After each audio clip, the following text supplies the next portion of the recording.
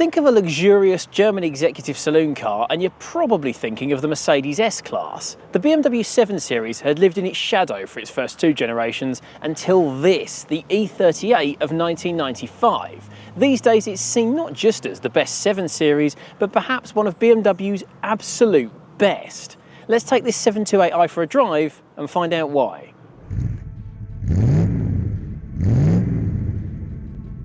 When BMW decided to challenge Mercedes in the luxury car stakes, really it was Bavaria's battle to lose. Mercedes had long established itself as a high-end maker of high-quality luxury saloon cars, the S-Class and so on.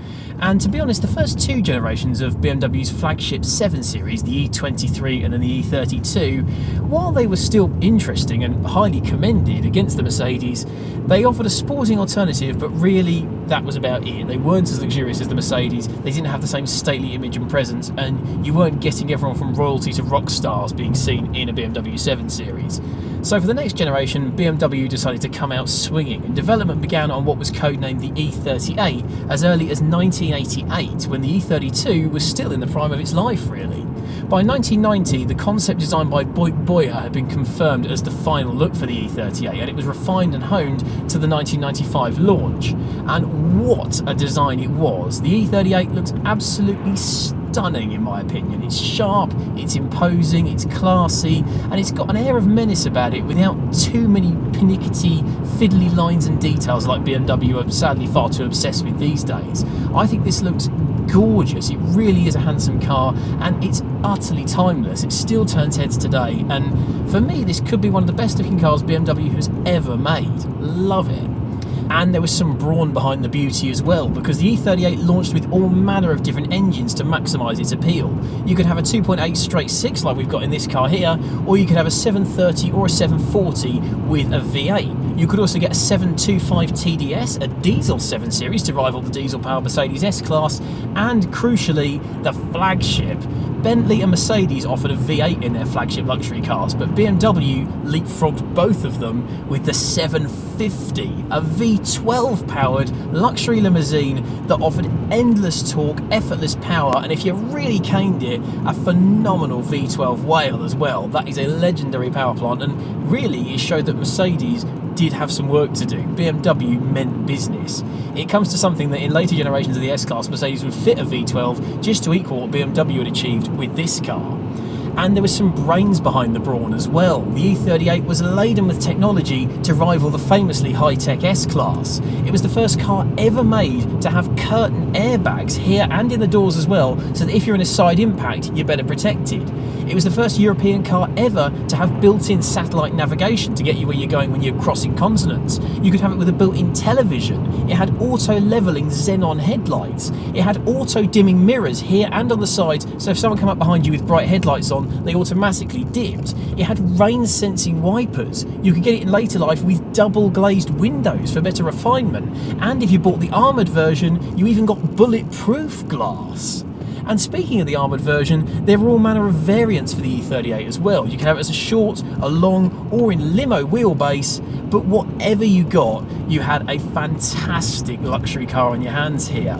The E32 and the E23 before it were really just like bigger 5 Series to sit in, but the E38 is a properly special feeling car. You've got lovely soft leather, lovely wood trim in this particular example, and it all just feels so fantastically well finished. It's really high quality. It still feels solid 30 odd years on. It's tremendously well built, and actually in this 30-year-old car near enough, if you listen,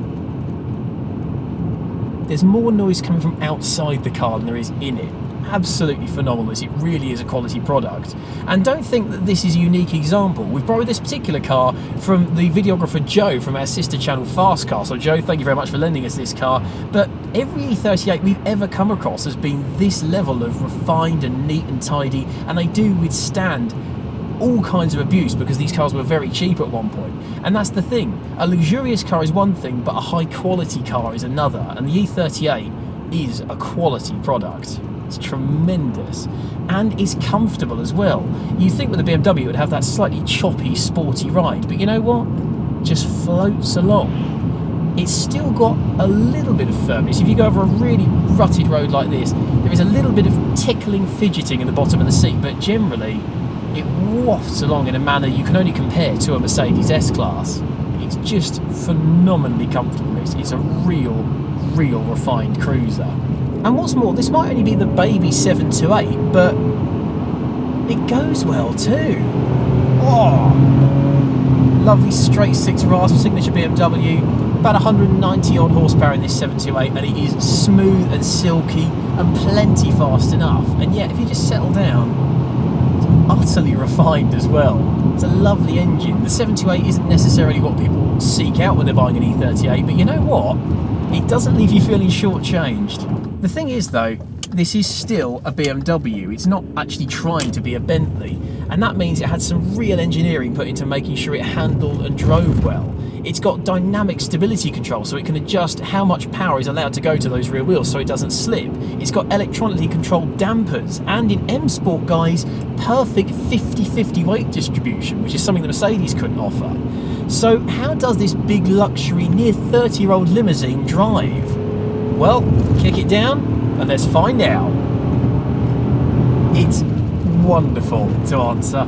It's proper BMW steering, this nicely weighted, it's direct, really gives you a nice idea of what the front end's doing, but it's not this big lardy barge to throw around. It changes direction remarkably nimbly for a car that weighs well over 1.5 tons and is ultimately a leather-lined luxury limousine. Try saying that 3 times quickly. It feels nimble, it feels agile, it feels light on its feet. It really is good fun to chuck this car around. You drive something from this era like a Mercedes S-Class or even something like a Bentley Mulsanne, and really you feel like if you hustle them down a B road, you're asking them to do something that they probably don't want to do. But the E38, oh, they're good brakes. Fling it in, it grips, and it goes. Oh, that is so planted. It feels so much smaller than its size. This is a big luxury limousine. Even as a short wheelbase car, I can easily fit behind myself, and I'm just over 6 feet tall. This is a big car, this, and yet I'm not wincing threading it down this little narrow road. We're just outside Goodwood here in West Sussex. These aren't big roads, and yet this big car is just shrinking around me like a good BMW does. It just feels great, suited to its environment in a way that no Mercedes or Bentley really could manage. So with the E38 then, BMW finally had their equal to the S-Class. It was equally fast and stylish and luxurious as the Mercedes, but it was also sporty and aggressive, and you could really fling it around and have some fun with it if you wanted to. It was well equipped, pioneering, and it was cool.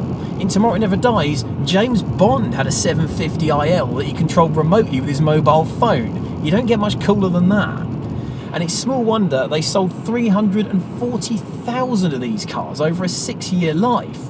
Now that would be quite impressive for just a humble family hatchback, but for an extravagant, frivolous luxury limousine, that's remarkable. And what's more, when you consider this car's contemporaries, not just the Mercedes S-Class, but more importantly what came next, the hugely controversial, bangle-bummed, far too complex in our opinion E65, this was seen as a real high watermark for BMW. When it flexed its muscles, it stood toe-to-toe with all its rivals and showed what it was capable of.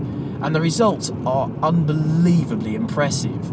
Lucas has said recently that some cars that don't do any one thing especially well lack that standout factor, and to a certain extent I agree with what he's saying there. But the E38 somehow manages to excel that by being luxurious and comfortable and fast and a little bit sporty and cool at the same time. It really is a jack of all trades and a master of pretty much everything it attempts to do. It's a hugely impressive car, this, and you can see why it was cited not just as the best 7 Series, but these days one of BMW's absolute best. Consider that its current range consists of hideous SUVs and that new 4 Series with that massive Bugs Bunny teeth front grille, and you look at this thing with its awesome, cool, classy styling and its understated but luxurious interior and its sporty handling, and you wonder where it all went wrong. In summary then, the E38 isn't just the best generation of 7 Series, but it really is BMW at its absolute best.